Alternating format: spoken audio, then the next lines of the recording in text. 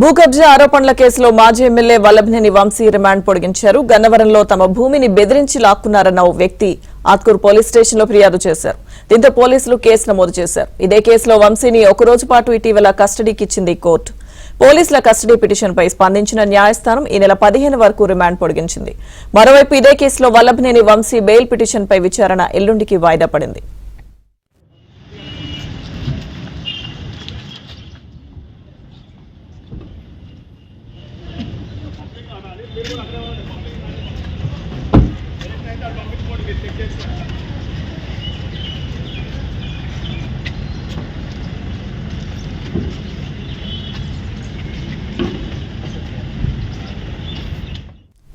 భూ కబ్జా ఆరోపణల కేసులో మాజీ ఎమ్మెల్యే వల్లభనేని వంశీ రిమాండ్ పొడిగించారు. పూర్తి సమాచారం మా ప్రతినిధి ప్రసాద్ అందిస్తారు. ప్రసాద్.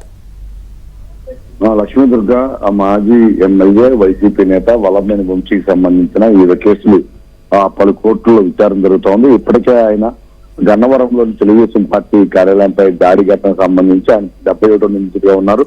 అదే కేసులో ఫిర్యాదుదాడిగా ఉన్న సచివాలయం సాక్ష్యాలు తారుమారు చేసిన కేసులో A1 నిందితుడిగా కూడా ఆయన రిమాండ్ ఖైదీగా విజయవాడ నేపథ్యంలో ఆ ఎమ్మెల్యేగా ఉన్న సమయంలో గన్నవరం నియోజకవర్గంలోని ఆత్కూరు పోలీస్ స్టేషన్ భూ ఆక్రమణకు సంబంధించి ఒక కేసు నమోదైంది.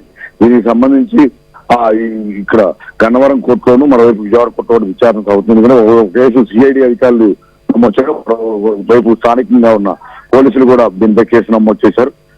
ఈ నేపథ్యంలో ఈ రోజు విజయవాడ కోర్టులో రిమాండ్ కి సంబంధించి ముగియడంతో విచారించిన న్యాయాధికారి రిమాండ్ ను ఈ ఏప్రిల్ 15 వరకు కూడా పొడిగిస్తూ ఆదేశాలు జారీ చేశారు.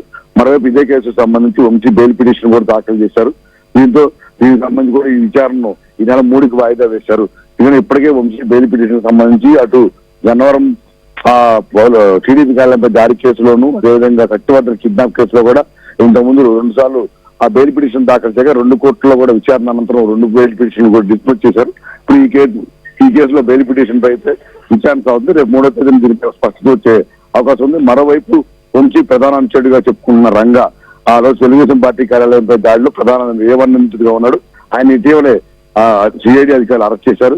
అయితే ఆ కేసుకు సంబంధించి మరింత లోతైన సమాచారం రాబట్టేందుకు ఆయన్ని కస్టడీ కోరుతూ ఆ పిటిషన్ దాఖలు చేశారు. దీంతో సిఐడి అధికారులకు ఒకరోజు రంగాను కస్టడీకి అనుమతిస్తూ 3వ అదనపు కోర్టు ఉత్తర్వులు జారీ చేసింది. దీంతో ఈ 2-3